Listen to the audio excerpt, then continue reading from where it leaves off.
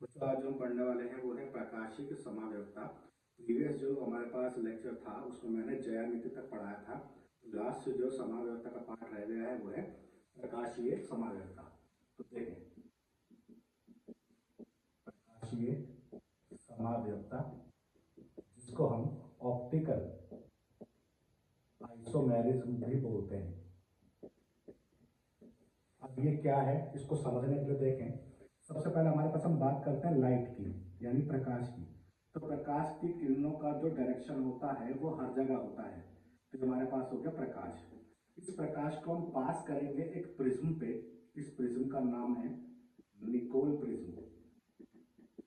इस प्रिज्म का नाम है निकोल प्रिज्म। ये प्रिज्म कैसा होता है? ये प्रिज्म ऐसा होता है कि इसमें जैसे खांचे होते हैं ना, ऐसे बने होते हैं, ऐसा होता है। अब ये जो लाइट है, यानी जो प्रकाश है जो हर दिशा में घूम रहा है, तो जो भी प्रकाश इसके पैरेलल आएगा यानी ऐसे, वो इसमें से पास हो जाएगा, और जो एंटी पैरेलल आएगा यानी ऐसे, वो इसमें से पास नहीं होगा। तो निकोल प्रिज्म का जो कार्य है वो क्या है? जो प्रकाश हर तरफ यानी हर दिशा में घूम रहा है उसको एक दिशा में लाने का कार्य करता है। तो निकोल प्रिज्म पे जैसी पास किया तो ये लाइट एक डायरेक्शन में आ गई। इसको हम क्या बोलते हैं? इसको हम बोलते हैं पीपीएल। पीपीएल का मतलब होता है प्लेन पोलराइज लाइट, या फिर हम इसको बोलते हैं समतल ध्रुवित प्रकाश, इसको बोलते हैं। अब इस पीपीएल यानी समतल ध्रुवित प्रकाश को हम पास करेंगे एक सैंपल पे। सैंपल का मतलब हमारे पास यहाँ पे कोई भी संकुल यौगिक का पदार्थ है, उस पर पास करेंगे। अब ये जो पदार्थ हमारे पास है, ये पदार्थ इस लाइट को या तो घुमा देगा कैसा, क्लॉकवाइज यानी दक्षिणावर्त, या फिर घुमा देगा एंटी क्लॉकवाइज यानी वामावर्त। यानी राइट हैंड साइड में भी घुमा सकता है और लेफ्ट हैंड साइड में भी घुमा सकता है। अगर ये प्रकाश को राइट हैंड साइड में घुमा दे तो उसको हम शो करते हैं किससे? डी से। और अगर ये पदार्थ इस लाइट को लेफ्ट हैंड साइड में घुमा देगा तो उसको हम शो करते हैं एल से। ये जो हमारे पास डी है, इस डी को हम बोलते हैं डेक्स्ट्रो रोटेटरी। ऐसे हमारे पास जो एल है इसको हम बोलते हैं लीवो रोटेटरी। जहां पे हमने जो डी शो किया है, इस डी का मतलब डेक्स्ट्रो है, यानी अगर ये क्लॉकवाइज दक्षिणावर्त घूम रहा है तो इस डी को हम प्लस भी लिख सकते हैं, और ये जो एल है इसको हम माइनस भी लिख सकते हैं। अब बात आती है कि ये समाव्यवस्था कैसी होती है। देखें, जो भी पदार्थ हमने यहाँ पे लिया है वो इस लाइट को या तो क्लॉक घुमाएगा या तो एंटी क्लॉक घुमाएगा, यानी या तो राइट घुमाएगा या तो लेफ्ट घुमाएगा। इसका मतलब है प्रकाशीय समाव्यवस्था वो पदार्थ शो करेंगे जिनके अणु सूत्र तो सेम होंगे, परंतु उनका जो डायरेक्शन है लाइट को घुमाने का वो कैसा होगा? अलग अलग होगा। यानी जो पदार्थ है वो डी यानी क्लॉक भी घुमा सकता है और एंटी क्लॉक भी घुमा सकता है, परंतु पदार्थ एक ही रहेगा। तो ऐसे संकुल यौगिक जिनके अणु सूत्र सेम हो परंतु उनका लाइट को घुमाने का तरीका अलग अलग हो, यानी डी और एल हो, तो उसे क्या बोलते हैं? प्रकाशीय समाव्यवस्था बोलते हैं। अब बात आती है कि जो पदार्थ हमने लिया है ये लाइट को अगर नहीं घुमा पाया तो क्या होगा? तो ध्यान रखें, एक हमारे पास होता है प्रकाश घूर्णक, जिसे हम बोलते हैं ध्रुवण घूर्णक, और एक हमारे पास होता है प्रकाश अघूर्णक या ध्रुवण अघूर्णक। अब इन दोनों शब्द का मतलब क्या है? इन दोनों शब्द का मतलब ये है कि ध्रुवण घूर्णक यानी प्रकाश घूर्णक वो होते हैं जो प्रकाश को घुमा दे, मतलब इस पीपीएल को घुमा दे, चाहे डी में घुमाए चाहे एल में घुमाए। इसका मतलब है ये घुमाते हैं किसे? पीपीएल को। अब राइट घुमाए या लेफ्ट घुमाए इससे कोई मतलब नहीं, घूमना चाहिए। प्रकाश अघूर्णक या ध्रुवण अघूर्णक का मतलब है जो प्रकाश यानी पीपीएल को ना तो डी यानी ना तो क्लॉक घुमा पाए और ना ही एंटी क्लॉक घुमा पाए, तो उसको बोलते हैं प्रकाश अघूर्णक या ध्रुवण अघूर्णक बोलते हैं। अब बात आती है ये पदार्थ जो घुमा पा रहा है ये कैसे चेक करें कि पदार्थ कैसे घुमा पाएगा। हम ये बात नहीं कर रहे हैं कि पदार्थ जो है डी घुमाएगा या एल घुमाएगा, हम सिर्फ इतनी बात कर रहे हैं कि क्या ये पदार्थ इस प्रकाश को घुमा पा रहा है या नहीं घुमा पा रहा है। और ऐसे हमारे पास कोई शॉर्ट हैंड ट्रिक हो जिससे हम ये पहचान ले कि ये पदार्थ लाइट को घुमा पाएगा या नहीं घुमा पाएगा, यह पदार्थ प्रकाश घूर्णक है या अघूर्णक है। तो ध्यान रखना, हमारे पास कोई भी चीज है, मान लो ये एक रेखा है, इस रेखा को अगर मैंने बराबर आधे पार्ट में बांट दिया, तो आधे पार्ट में बांटने का मतलब है आधा पार्ट इस तरफ हो गया, आधा पार्ट इस तरफ हो गया। अगर दोनों पार्ट एग्जैक्टली हाफ पार्ट में डिवाइड हो रहे हैं तो इसको तुम बोलोगे प्रकाश अघूर्णक। इसका मतलब है जो एग्जैक्टली हाफ पार्ट में नहीं कटेंगे वो प्रकाश घूर्णक होंगे, और जो एग्जैक्टली हाफ पार्ट में कट हो जाएंगे वो प्रकाश अघूर्णक होंगे। तो यही बात आपको चेक करनी है। जो कटिंग है इसको हम बोलते हैं प्लेन ऑफ सिमेट्री यानी POS, यानी प्रकाश जो घूर्णक होंगे उसमें POS यानी प्लेन ऑफ सिमेट्री नहीं होनी चाहिए, मतलब ये कटने नहीं चाहिए, इस चीज का ध्यान रखेंगे। और यहाँ पे क्या है, यहाँ पे जो POS है प्लेन ऑफ सिमेट्री यहाँ पे उपस्थित होगी, यानी ये कटने चाहिए। एग्जाम्पल के तौर पर देखें ताकि आपको समझ में आ जाए, जैसे CONS3 का होल 4 Cl2 प्लस, ये सब पढ़ चुके हैं कि ये ज्यामितीय समावयवता शो करेगा, यानी एक समकक्ष बनेगा और एक विपक्ष बनेगा। Cl की संख्या कम है तो इसके हिसाब से हम समकक्ष और विपक्ष बनाएंगे। तो देखें ये हो गया हमारे पास स्ट्रक्चर, कैसी होगी संरचना, अष्टफलकीय है। अष्टफलकीय क्यों है, क्योंकि समन्वय संख्या 4 और 2 6 है। अब Cl 2 है तो मैंने Cl को यहाँ लगा दिया, यहाँ लगा दिया, तो ये दोनों आमने सामने तो कैसे हो गए समकक्ष। और जब इस दोनों सेल को अलग अलग ले लेंगे यानी अपोजिट, एक सेल ऊपर एक सेल नीचे, तो इसको क्या बोलेंगे विपक्ष। बाकी NH3 4 बचे हैं तो NH3 लगा लेंगे, ऐसे यहाँ पे 4 जो NH3 बचे हैं वो भी हम लगा लेंगे।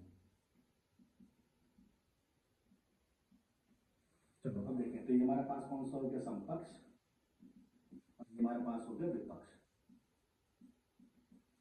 अब बात आपकी इन दोनों में से कौन सा पदार्थ होगा जो ध्रुवण घूर्णक होगा, यानी जो प्रकाश को घुमा पाएगा, यानी BPL को घुमा पाएगा। तो मैंने क्या बोला है, प्लेन ऑफ सिमेट्री नहीं होनी चाहिए, मतलब कटना नहीं चाहिए। देखें इस वाले को देखें, तो अगर मैं इसको यहां से आधा काट दूं तो एग्जैक्टली हाफ पार्ट में कट हो रहा है, या फिर मान लो यहां से काट दूं तो एग्जैक्टली हाफ पार्ट में कट हो रहा है, 2 NH3 इस साइड आ जाएंगे, 2 NH3 इस साइड आ जाएंगे, इसका मतलब है कट रहा है। और अगर एक कट रहा है तो इसका मतलब क्या है, ये वाला केस, यानी ये हुआ ध्रुवण या प्रकाश अघूर्णक।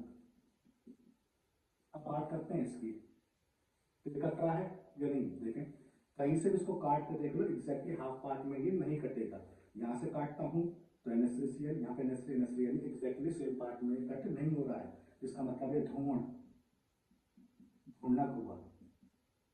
ध्रुवण घूर्णक का मतलब मैं इसको ये भी बोल सकता हूं प्रकाश सक्रिय हुआ, और ये वाला प्रकाश अक्रिय या निष्क्रिय हुआ। तो यहां से आप इजीली चेक कर सकते हो कि कौन से पदार्थ हैं, यानी कौन से संकुल यौगिक हैं जो PPL को घुमा सकते हैं। हम राइट और लेफ्ट यानी D और L की बात नहीं कर रहे, हम सिर्फ इतनी बात कर रहे हैं कि घुमा पाएगा या नहीं घुमा पाएगा। तो उसके लिए शॉर्ट एंड ट्रिक क्या है कि पदार्थ जो है वो कटना नहीं चाहिए एग्जैक्टली हाफ पार्ट में। यहाँ पे एग्जैक्टली हाफ पार्ट में कट गया, इसलिए प्रकाश अघूर्णक है, यानी ध्रुवण अघूर्णक है, यानी ये वाला PPL को घुमा नहीं पाएगा। अच्छा, यहाँ तक बात आपको समझ में आ गई है, तो आगे देखें, एग्जाम्पल लेते हैं। और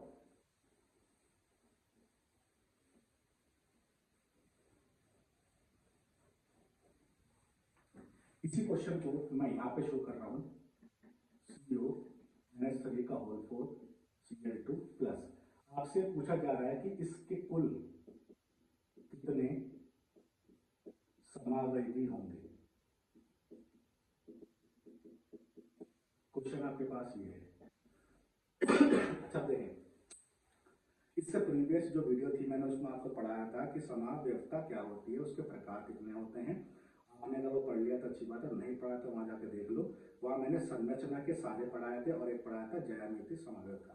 तो संरचना वाला इसमें से कोई भी नहीं है, ज्यामिति वाला है, इसमें समकक्ष और विपक्ष बनेगा जो हमने यहाँ पे बनाए हैं। तो मैं इसी को यहाँ पे ड्रॉ कर रहा हूँ, समकक्ष और विपक्ष वाले को। तो ये हो गया हमारे पास समकक्ष जो हमने नीचे बनाया है, CO Cl Cl NH3 और ये NH3 और ये NH3, ये हो गया हमारे पास विपक्ष CO, Cl अपोजिट लगा दिए, बाकी ये NH3।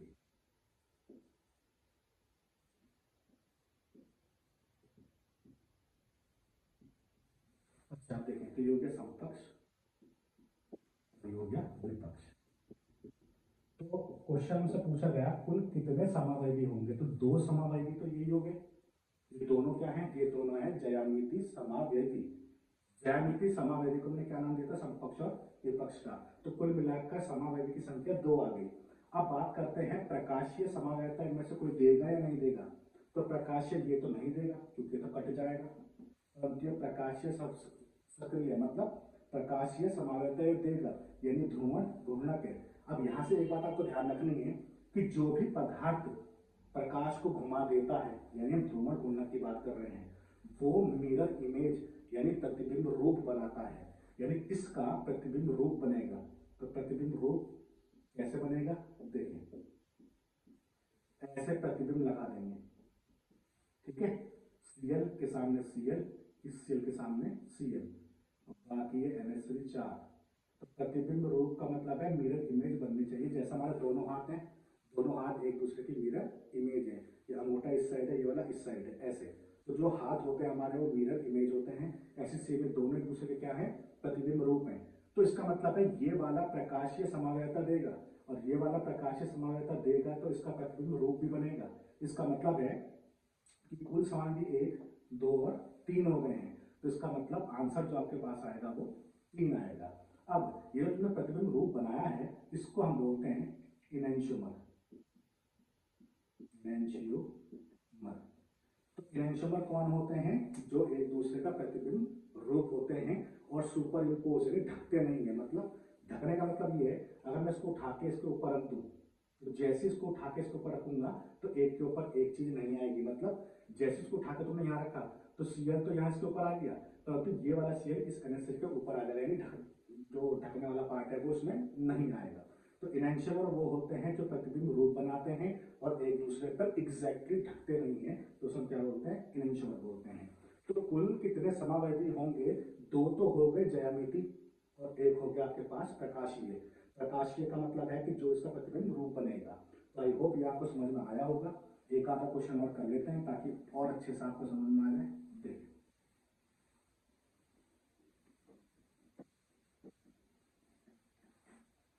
जैसे मान लो हमारे पास क्वेश्चन है COEN का होल ट्वाइस Cl2 प्लस। यहाँ पर बात करते हैं EN की, तो EN होता है द्विदंती लिगेंड। तो द्विदंती अगर ये है तो इसका मतलब अकेला 2 के बराबर है, तो 2 और 2 4 और 2 6, तो यहाँ पे समन्वय संख्या 6 है। 6 है तो इसका मतलब है अष्टफलकीय संरचना बनेगी। तो ये अष्टफलकीय संरचना हो गई। संख्या किसकी कम है, इसकी 2 है, इसकी 4 है, तो इसकी संख्या कम है, तो इसके हिसाब से हम समपक्ष और विपक्ष बनाएंगे। तो ये हो गया समपक्ष और ऐसी सेम इसका ही हो जाएगा विपक्ष। बाकी EN कितने हैं, 2, तो EN में से एक EN तो ये 2 पोजीशन घेर लेगा और एक EN ये वाली 2 पोजीशन घेर लेगा। ऐसे सेम एक EN ये 2 पोजीशन घेर लेगा और दूसरा EN ये दूसरी पोजीशन घेर लेगा। अब बात करते हैं कि ये तो एग्जैक्टली कट जाएगा, यानी ये कौन है, विपक्ष है। यानी जो मैं आपको पढ़ा रहा हूँ सेम जो हमने ड्रॉ किया है सेम ये भी ऐसा ही है, दोनों में कोई अंतर नहीं है। ये वाला कैसा है, समपक्ष। यानी हम बात करते हैं कि कितने समावयवी बनेंगे, जैसे क्वेश्चन ऊपर है तो इसके भी 3 ही बनेंगे, यानी प्रकाश अघूर्णक होगा, यानी ध्रुवण अघूर्णक होगा, यानी प्रकाश को नहीं घुमा पाएगा, ये वाला घुमा देगा।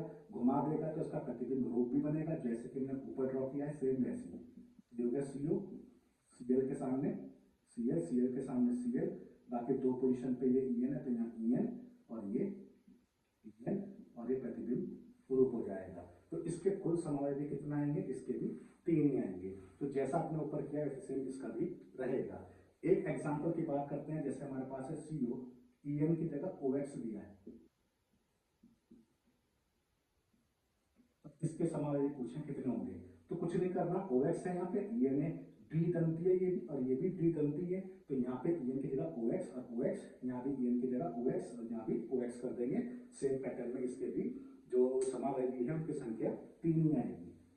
अब एक जो एग्जांपल है वो और देखें, अब उसके बाद ये प्रकाशीय समावृतता खत्म हो जाएगी और आपको कोई प्रॉब्लम नहीं आएगी इस तरह के क्वेश्चन करने में। पेपर में आता है तो आप इजीली इसको कर पाओगे। देखें, दो हमारे पास कॉम्प्लेक्स है, एक है CO EN होल थ्राइस +3 और एक है CO OX होल थ्राइस -3। इस चीज का ध्यान रखना है कि EN द्विदंती है, ये भी है 2 और ये गुणा 3 यानी समन्वय संख्या 6 है, यहाँ भी 6 है, तो ये अष्टफलकीय बनेगा ऐसे। ठीक है, तो एक EN ये हो गया, एक EN ये हो गया और एक EN ये हो गया। ऐसी बात करते हैं OX की, तो यहाँ भी सेम पैटर्न में बन जाएगा। ये हमारे पास OX हो गया, OX हो गया और ये OX हो गया। अब इसको ध्यान से देखें कि ये दोनों के दोनों जो हमने शंकु यौगिक बनाए हैं ये कटेंगे या नहीं कटेंगे। अगर मैं इसको यहाँ से काट दूं तो दिखने में लगता है कि ये कट रहा है, मतलब ये ध्रुवण अघूर्णक होना चाहिए, यानी प्रकाश को नहीं घुमा पाएगा, परंतु ये वास्तव में प्रकाश को घुमा पाता है। इस चीज का ध्यान रखना कि ये जो मैंने दो बनाए हैं ये ऐसे है, एक EN ऊपर है, हम इसकी बात कर रहे हैं इन दोनों की, और सेम पैटर्न में फिर ये भी रहेगा। एक EN ऊपर बना हुआ है और एक EN नीचे बना हुआ है, तो जब हम इसको काटते हैं तो बोर्ड में तो लग रहा है दोनों EN ऊपर ही हैं, इसका मतलब कट जा रहा है, परंतु इनमें से एक EN ऊपर है और एक EN नीचे है। तो एक EN ये हो गया, एक EN नीचे है, तो जब कट करेंगे तो एग्जैक्टली हाफ पार्ट में कट नहीं होगा, एक की ज्योमेट्रिक ऊपर है और एक की नीचे है। इसका मतलब ये वाला जो है ध्रुवण घूर्णक होगा, यानी प्रकाश को घुमाएगा, यानी प्रकाश सक्रिय होगा। ये ध्यान रखना, ये प्रकाश सक्रिय होगा। देखने में लगता है कि प्रकाश अक्रिय यानी ध्रुवण अघूर्णक होगा, देखने में लगता है, परंतु वास्तव में कैसा होता है, सक्रिय होता है, यानी ये प्रकाश को घुमाएगा और घुमाएगा तो इसका प्रतिबिंब रूप भी बनेगा, प्रतिबिंब रूप बनेगा तो ये हमारे पास CO EN जैसा लगा है वैसे लगा देंगे, ये EN और ये EN। ठीक है, सेम इसकी बात करते हैं तो यहाँ पे एग्जैक्टली हाफ पार्ट में नहीं कटेगा, एक OX ऊपर होता है एक OX नीचे होता है। इसका मतलब ये भी क्या होगा, ये भी ध्रुवण घूर्णक होगा, यानी प्रकाश सक्रिय होगा, और प्रकाश सक्रिय होगा तो इसका मतलब है इसका प्रतिबिंब रूप भी बनेगा, जैसे कि हमने ये ड्रॉ किया है। तो आई होप ये आपको समझ में आया होगा। प्रकाशीय समवर्तता किसे कहते हैं, जिनके अणुसूत्र समान होते हैं परंतु वो PPL की यानी जो लाइट है उसको अलग अलग दिशा में घुमाते हैं। तो आई होप ये वीडियो आपको समझ में आई होगी। तो इस टाइप की वीडियो देखने के लिए आप हमारे चैनल को देखते रहिए।